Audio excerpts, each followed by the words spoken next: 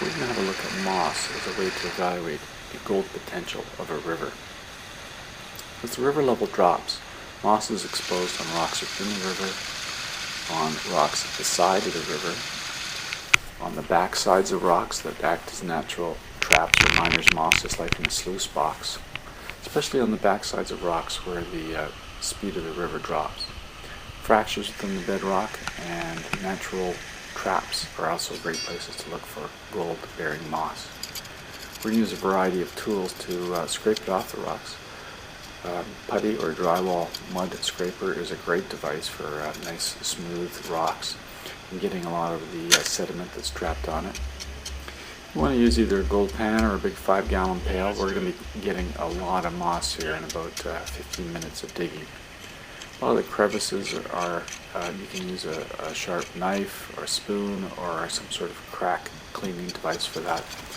And always pay special attention to the back sides of rocks where that hydraulic energy drops off quickly and is really one of the best places to look for gold particles that might be trapped in the long filaments of moss.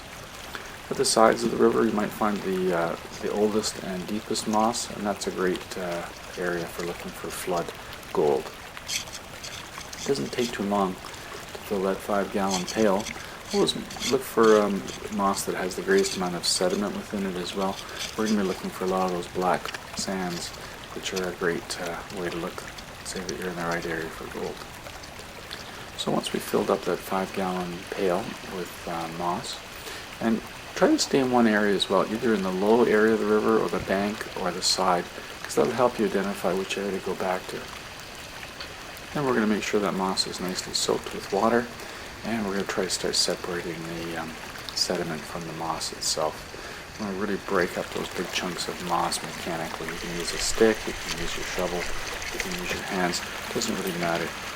Take a second bucket, we're going to put a grizzly separator in there. You take handfuls of the moss, which is still not fully broken down, and by rubbing it against the screen and then giving it a lot of water to soak it, we're going to try to get the last of these sediments off of that moss.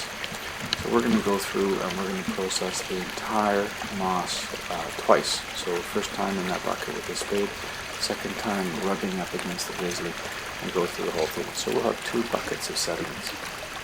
We're pouring the first bucket of sediment now into the pan, and we're going to pan that one out and see what this should have. This should have less gold in it than the first bucket, because this is the stuff that we rubbed off the moss the second time.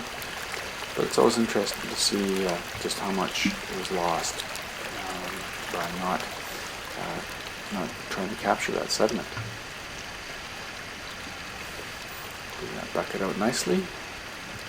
Splash it a little bit to get the last of the mud that's sticking to the bottom, and we will start panning that. It's a nice fine sediment that's in there actually, so it goes pretty quickly once you start breaking down the last of a little bit of clay and fine sands that are in there.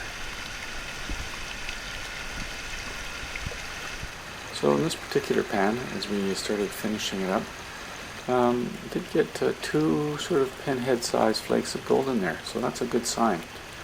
And hopefully in our first bucket, which we're about to pan, we will get more gold than that.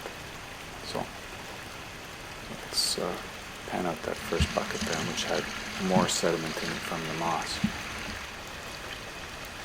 Started panning that one out, I could start seeing the pinhead flakes of gold starting to show up. I'm picking them up in a little sniffer bottle here, and we're going to get a little bit of a closer look at those gold. So you can see them in there. There's about 8 pinhead-sized flakes, so this is a good prospecting area, and I'll be back. So that's how you use moss to look for the sweet gold spots of a river. Thanks for watching.